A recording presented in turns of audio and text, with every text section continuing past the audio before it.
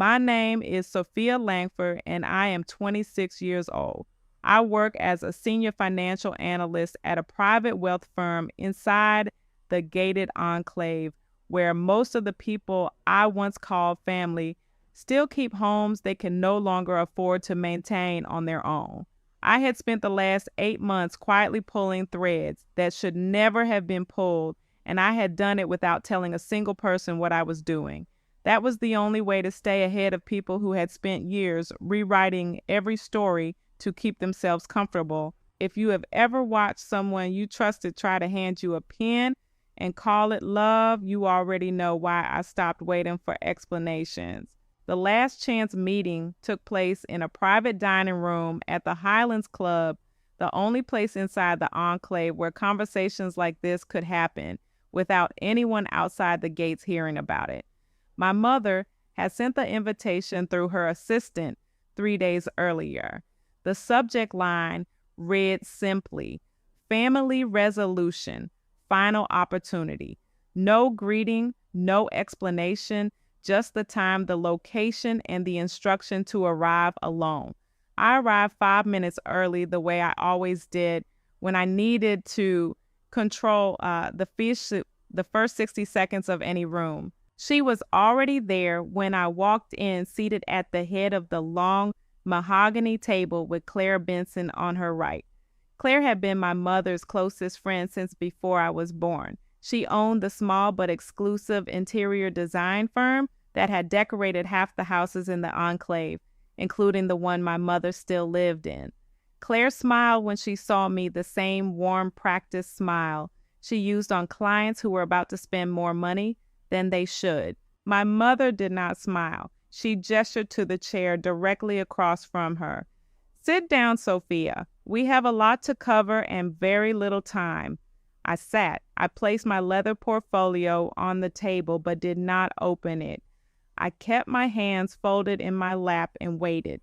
The silence lasted 11 seconds before Claire spoke. "Your mother and I have been reviewing the investment statements from Daniel's private portfolio." Claire set her voice gentle as if she were explaining something difficult to a child. "There have been some irregularities over the past 2 years. We believe it would be best for everyone if you signed a limited power of attorney that allows us to move certain funds into a more protected structure. Daniel doesn't need to know the details right now. He has enough on his plate with the new fund launch." I looked at my mother. "You want me to sign control of my brother's money over to the two of you?" My mother's expression did not change. "We want to protect the family from unnecessary scrutiny. Daniel built that portfolio quietly for a reason. If certain transactions come to light during the due diligence for his next round, it could complicate everything. Signing the documents protects him. It protects all of us." I had heard versions of this argument before, always framed as concern for Daniel. The difference this time was the stack of papers already placed in front of my usual seat. They had prepared the documents in advance. They had expected me to pick up the pen without reading a single line. I reached for the top page anyway. It was a standard-looking limited power of attorney, but the schedule attached to it listed specific account numbers and wire instructions that did not match anything Daniel had ever shown me. The amounts were not small. One transfer was listed for $800,000 to an entity I had never heard of. Another was marked as a consulting fee to Claire's design firm. I set the page down. "These are not protective moves. These are withdrawals." Claire's smile tightened by a fraction. "Sophia, you have always had a tendency to see problems where none exist. Your mother is trying to keep the family intact. Daniel would want us to handle this quietly." I did not argue. I opened my portfolio and removed the first item I had brought with me, 3 pages torn from a leather-bound diary that had belonged to my grandmother. The pages were yellow at the edges and smelled faintly of cedar. I had found them 6 months earlier while clearing out the storage unit my grandmother had kept in the enclave's private facility. She had died when I was 19. No one else had asked for the boxes. I placed the diary pages in the center of the table so both women could see the handwriting. My mother's eyes moved across the first page. Her shoulders stiffened almost imperceptibly. Claire leaned forward, then stopped. The top entry was dated 14 years earlier. My grandmother had written in her careful Lupin script, Victoria asked again today about moving money from the children's accounts. She says it is only temporary. I told her I would not sign anything without speaking to Daniel and Sophia first. She became very angry. Claire was with her. They both said I was being difficult on purpose. The next entry, 2 weeks later, they brought papers again. This time they said it was for a new investment vehicle that would benefit everyone. I refused. Victoria said if I loved my grandchildren, I would stop making things harder than they needed to be. I am keeping these notes in case something happens later. I watched my mother's face as she read. She did not look at me. She looked at Claire.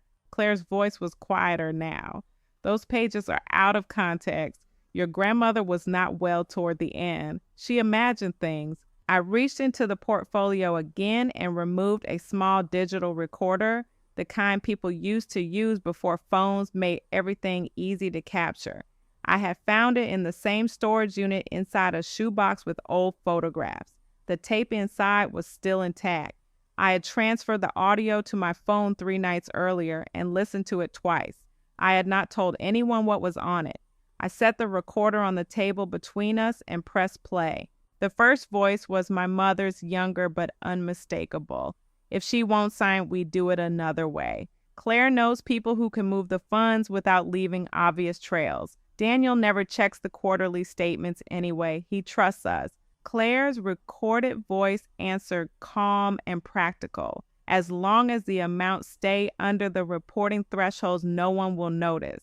We can replace most of it before the next audit cycle. Sophia is the only one who might ask questions, and she is still in college. She will believe whatever we tell her. The recording continued for another 43 seconds. My mother and Claire discussed specific account numbers, timing, and how to explain any discrepancies to Daniel if he ever noticed. They laughed once, a short, relieved sound when Claire said, "At least we don't have to deal with your mother-in-law anymore after this." I stopped the recording. The private dining room was silent except for the faint hum of the air conditioning. My mother had not moved. Claire's hands were flat on the table, fingers spread as if she were steadying herself. I closed my portfolio. I am not signing anything, and I am not keeping this between us. My mother finally looked at me. Her voice was steady, but the edge underneath it was new. "You have no idea what you are about to destroy." I stood up. I know exactly what I am about to stop. I walked out of the room without waiting for a reply. The door closed behind me with a soft, expensive click. Outside, the late afternoon light in the Enclave's private drive was still golden. I got into my car, started the engine, and drove the 3 minutes to my own townhouse on the quieter side of the gates. I did not turn on the radio. I did not call anyone. I simply drove and let the quiet settle around the decision I had just made. 2 hours later, my phone lit up with a message from Olivia Grant, one of the 2 people I had considered lifelong friends since we were 14. The text was short, "Your mom just called me. She's really upset. She says you're making wild accusations and refusing to help the family. Can we talk?" I did not answer. I placed the phone face down on the kitchen counter and poured a glass of water. The second message came 20 minutes after that from Ethan Cole, the other half of the pair. "Soph, what the hell is going on? Claire texted me too. This sounds bad. Call me." I left both messages unread. I had known for months that this moment would come. I had prepared for the recording, the diary pages, the questions that would follow. What I had not fully prepared for was how quickly the people I had trusted outside my immediate family would choose sides before they had heard a single word from me. I sat at the small table in my kitchen and opened my laptop. There was still work to finish before morning. The firm expected the preliminary analysis on the new client portfolio by 9. I had built a reputation for being precise and unflappable. Tonight, I needed that reputation to hold. While I worked, the messages kept arriving. Olivia, Ethan. Then a group text from 3 other people who had been at the same dinners and birthdays for years. The language was careful at first, then less so. Your mom is devastated. You're really going to do this to her, Claire. Says, you have some kind of recording that's completely out of context. I did not respond to any of them. At 11:47 that night, Marcus Hale sent a single message. Marcus was the only colleague I had ever trusted with pieces of what I was doing. He had helped me pull the transaction histories without leaving obvious logs. He had done it quietly without asking why and without telling anyone else at the firm. His text read, "They're already calling the office. I told them you're out of pocket until morning. Do what you need to do. I've got the backups if it comes to that." I typed back 2 words, "Thank you." Then I closed the laptop, turned off the lights, and went upstairs. I did not check the rest of the messages. I did not call my brother. I did not call my mother back. I lay in the dark and listened to the quiet of the house I had bought with money I had earned without anyone's permission or apology. The next morning, I would decide how much of the story I was willing to tell and to whom.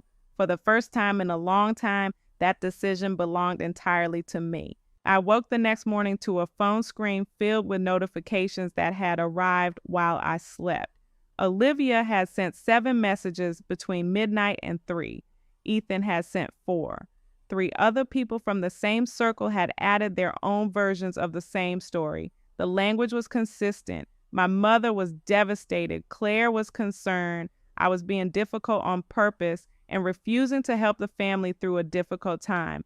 No one asked what the recording actually contained. No one asked to hear the diary pages. They had already chosen the version that required the least amount of discomfort from them. I read every message once, then turned the phone face down on the nightstand. I showered, dressed in the same neutral blouse and tailored trousers I wore to the office every day, and drove the short distance to work without checking the screen again. The enclave was quiet at that hour. The gates opened automatically for my car the way they always did. Nothing on the outside had changed yet. Marcus was waiting near the coffee station when I walked in. He did not say anything at first. He simply handed me a sealed envelope with my name on it and nodded toward the small conference room at the end of the hall.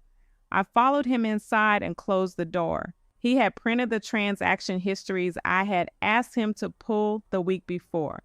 The numbers were larger than I had expected. Over the course of 4 years, small transfers had moved out of the accounts Daniel kept separate from the family. The amount stayed under the thresholds that would trigger automatic flags. Most of them were labeled as consulting fees or vendor payments to entities connected to Claire's design firm. A few had been routed through a shell that appeared on paper to be a charitable foundation. The total came to just over $2,200,000. Marcus did not ask why I needed the information. He had never asked. He simply said, "These are clean copies.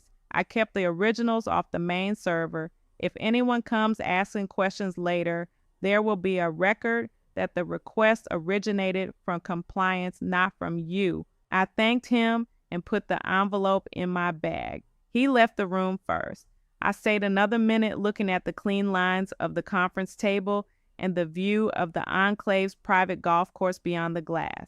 Then I went to my desk and opened my laptop as if it were any other Wednesday. By mid-morning, the group chat that had once been filled with weekend plans and shared articles had turned into something else. Ethan wrote that he had spoken with Claire directly and that the situation is more complicated than you're making it. Olivia posted a longer message explaining that my mother had been nothing but supportive for years and that I had always been the one who kept distance. She ended it with, "We're all worried about you, Sophia. This isn't healthy." I did not reply. I archived the chat instead. At 12:30, my mother called from a number I did not recognize.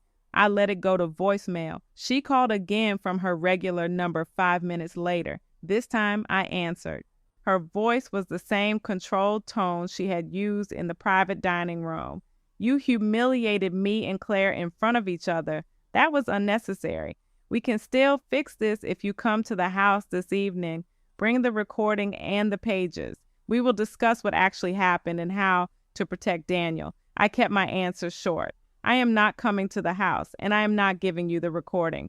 There was a pause. Then she said, if you continue down this path, you will force me to involve people who will make this much more public than either of us wants. Daniel does not need that kind of distraction right now. Neither does your father. I let the silence sit for 3 full seconds before I answered. You already involved other people when you called Olivia and Ethan. They have made their choice. I have made mine. She hung up without another word. By 3 o'clock, the messages had changed tone. Ethan wrote that he was blocking my number until I got some perspective. Olivia sent a final text that read, I can't be in the middle of this. I have to think about my own peace. Please don't contact me again. 2 other people from the larger circle followed within the hour. The pattern was the same. They had spoken with my mother or with Claire. They had decided the version they heard first was the only version that mattered. I did not feel the sharp sting I might have felt 5 years earlier. I noted the losses the way I noted any other data point. Lifelong did not mean permanent when the loyalty had always been conditional. Marcus sent one more message through the encrypted channel we use for work. Your mother's assistant called the front desk asking for your calendar. I told them you were in back-to-back meetings and could not be disturbed. Do you need anything else pulled? I wrote back one more thing. Any transfers in the last 6 months that went to accounts linked to my mother personally. He answered 20 minutes later with a short list. 3 payments totaling $140,000 had moved into an account I recognized as hers. The memos read reimbursement for family expenses. The dates lined up with large purchases she had made around the time she redecorated the main house. I saved the new information with the rest. Then I closed the laptop and drove home the same way I had driven to work. The light in the enclave was still golden. The gate still recognized my car. The only difference was that the people who used to wave when they saw me were no longer waving. That evening, I sat at the kitchen table with the diary pages and the printed transaction history spread in front of me. I began building a timeline on a fresh legal pad. I wrote down dates, amounts, names, and the exact language from the recording. I did not add interpretation. I only added what could be proven. When I reached the bottom of the 3rd page, I stopped and looked at the clean columns I had created. The picture was clear. It had been clear for months. I had simply been the only one willing to look at it without flinching. My phone vibrated once more. A new message from a number I did not have saved. It was from Helen Vargas, an attorney whose name I recognized from the firm's occasional referrals. The message was short and professional. Your mother has retained counsel. They have requested a meeting to discuss potential claims regarding defamation and interference with family financial matters. I have been asked to reach out as a neutral party. Are you available tomorrow at 10? I read it twice. Then I set the phone down and returned to the timeline. I added one more line at the bottom. Mother retains counsel June 3rd. I did not feel surprised. I had expected escalation. I had prepared for it. I sent Marcus one final note through the encrypted app. If anyone from outside the firm asks about my work on the private portfolios, direct them to compliance. Do not confirm or deny anything. He replied with a single check mark. I turned off the kitchen light and went upstairs. The house was quiet in the way I preferred it. No one was waiting for me to explain myself. No one was asking me to choose between their comfort and the truth. The people who had once filled that space had already made their choice and removed themselves from it. I lay in the dark and let the quiet do what it had always done. It gave me room to think clearly about the next step. The evidence was organized, the timeline was documented, the people I had once considered permanent had already begun to disappear. What remained was the work of making sure the consequences landed where they belonged, and that I did not allow any of it to pull me back into rooms I had already walked out of. I closed my eyes. The decision about how much to tell Daniel and when would have to wait until morning. For tonight, the only boundary I needed to hold was the one between my bed and the rest of the world. The morning after I sent the encrypted timeline and supporting documents to Daniel through the secure channel Marcus had set up, I received a single reply from my brother. It contained only 2 sentences. I have what I need. I will handle the rest from here. Do not respond to Mother or Claire until I tell you it is finished. I did not respond. I forwarded the same package to Helen Vargas with a short note explaining that I wanted a record of the facts in case any claims were made against me. She wrote back within the hour that she would review everything and advise on next steps only if I asked for them. Marcus had referred her quietly weeks earlier when he first saw the pattern in the transfers. He had not told me at the time. He simply said the firm had used her before on matters that required discretion and accuracy. By midday, the messages from the old group had stopped completely. Olivia and Ethan had blocked my number. The others had left the chat or muted it. One person I had known since high school sent a final text before disappearing. Your mom is family. You're choosing work over blood. That's on you. I deleted the message without replying and archived the entire thread. The silence that followed felt cleaner than any argument could have been. Robert Klein, the managing partner at the firm, called me into his office late that afternoon. He closed the door and sat across from me without the usual stack of files between us. I received a call from Claire Benson's office this morning, he said. They wanted to know if your recent requests for private portfolio data were part of any internal review. I told them compliance handles those requests and that I had no further comment. If anyone else contacts you directly about this, send them to me. I nodded. Thank you. He studied me for a moment. You have been precise and professional through whatever this is. That matters here. Whatever you decide to do outside these walls, the work stays protected. I thanked him again and returned to my desk. The conversation had lasted less than 3 minutes. It was the only professional acknowledgement I received that day, and it was enough. Daniel called that evening from a number I did not recognize. His voice was steady, but stripped of any warmth.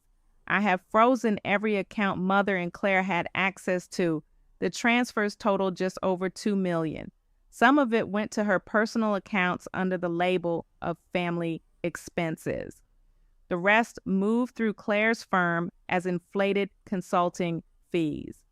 I have already spoken with my own counsel and with the firm's compliance team.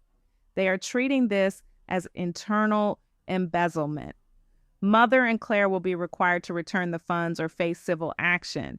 If they refuse, it becomes a criminal referral. I did not interrupt. He continued without asking how I had found the information. I am also removing both of them from any future involvement with the new fund.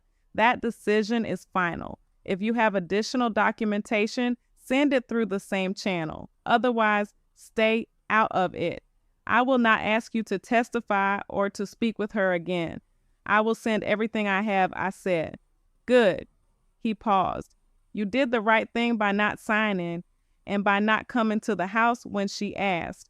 He ended the call before I could reply. 2 days later, my mother called from a blocked number. I let it ring until it stopped, then listened to the voicemail she left. Her voice was tight and controlled the same tone she had used in every conversation since the private dining room. You have made a mistake that cannot be undone. Daniel is listening to lies. Claire's reputation is being damaged because of your paranoia. If you do not call me back and retract whatever you sent him, I will have no choice but to protect myself and the family in ways you will not like. This is your last opportunity to choose us. I saved the voicemail, forwarded a copy to Helen Vargas, and blocked the number. Then I wrote one message to the only remaining contact from the old circle who had not yet blocked me. It was short and final. I will not be responding to any further messages about my mother or Claire. If you choose to believe their version without evidence, that is your decision. I will not debate it. I sent it, waited for the read receipt, and then blocked that number as well. The group chat went completely silent after that. No one reached out again. The people who had once filled holidays and birthdays and late night calls simply disappeared from my phone and from the Enclave's social surface. Some still live behind the same gates. We passed each other in cars, or, at the club occasionally. They looked away first. I did not look away. I simply kept driving. Marcus met me for coffee one morning the following week in the small cafe inside the Enclave's private athletic center. We sat at a corner table away from the windows. He stirred his coffee without drinking it and said, I started keeping my own notes on Claire's firm 6 months before you asked for the first reports. There were inconsistencies in how they billed other clients at the firm. Nothing provable on its own, but enough to make me cautious. When you started asking specific questions about the Langford portfolios, I already had most of the pieces. I just needed someone willing to put them in order. I looked at him across the table. You could have told me earlier. I could have, he said, but you were already doing the work. I wanted to see if you would finish it without needing to be pushed. You did. He did not ask for thanks. He finished his coffee, stood, and said he would see me at the office. That was the last personal conversation we had about any of it.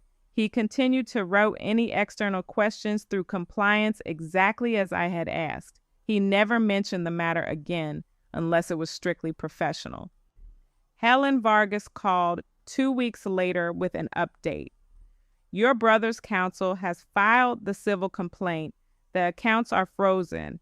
Claire Benson's firm is under review by its own professional association for billing practices. Your mother has retained separate counsel, but has not yet responded to the demand letter. If they choose to fight the documentation you provided, will make any defense difficult. Most of these cases settle quietly once the numbers are clear. I asked her to keep me informed only if something required my direct involvement. She agreed. I did not hear from her again for several months. The legal consequences unfolded exactly as Daniel had said they would. The civil action moved forward without my name appearing in any public filing. Daniel's firm issued quiet statements about internal restructuring. Claire's design business lost 2 major clients inside the Enclave within 6 weeks. Whispers moved through the gates the way they always did, but they never reached me directly. I continued going to work, continued delivering the same precise report, and continued living in the townhouse I had bought with money no one else had given or taken from me. My mother tried one final time through a third party. An envelope arrived at the firm addressed to me with no return address. Inside was a single sheet of her personal stationery. The note was brief. You have destroyed what was left of this family. I hope you are satisfied. I shredded it in the office shredder and did not mention it to anyone. 6 months after the private dining room meeting, Daniel sent one last message through the secure channel. It is finished. The funds have been returned to the proper accounts. Mother and Claire have signed agreements that keep them from any future access or involvement. They will not contact you. If they do, you have grounds for a restraining order. You do not owe anyone an explanation. I read the message once, saved it with the rest of the files, and deleted the channel. Then I blocked my mother's last known number and every number associated with Claire. I did not block Daniel. He never used the number again. The Enclave continued exactly as it had before. The gate still open for my car. The club still served the same coffee. The people who had once been part of my daily landscape simply occupied less of it. I did not miss the conversations. I did not miss the explanations. I did not miss the version of me they had needed me to be so they could remain comfortable with their own choices. On a clear evening in late fall, I sat on the small patio behind my townhouse with a cup of coffee that had gone cold. The lights from the main houses in the enclave glowed behind their walls and hedges. I could hear the faint sound of a party somewhere beyond the trees, the kind of gathering that used to require my presence or at least my polite excuse. I had given neither. I thought about the recording, the diary pages, the timelines, and the quiet work Marcus had done without being asked. I thought about the messages that had stopped and the doors that had closed without ceremony. None of it felt like victory. It felt like the removal of weight I had been carrying without realizing how heavy it had become. Family had never been ownership. It had only felt that way because I had allowed the claim to stand for too long. The moment I stopped accepting the claim, the ownership ended. What remained was the life I had built without permission and without apology. It was smaller than the version they had wanted for me. It was also entirely mine. I picked up the cold coffee, carried it inside, and rinsed the cup. Then I turned off the patio light and closed the door. The enclave continued on the other side of the wall. I did not need to watch it anymore. Thank you for listening to my story. If you have ever reached the point where the cost of keeping the peace became higher than the cost of losing the people who demanded it, you already know the choice I made. How much disrespect from the people who claim to love you are you willing to tolerate before you choose yourself?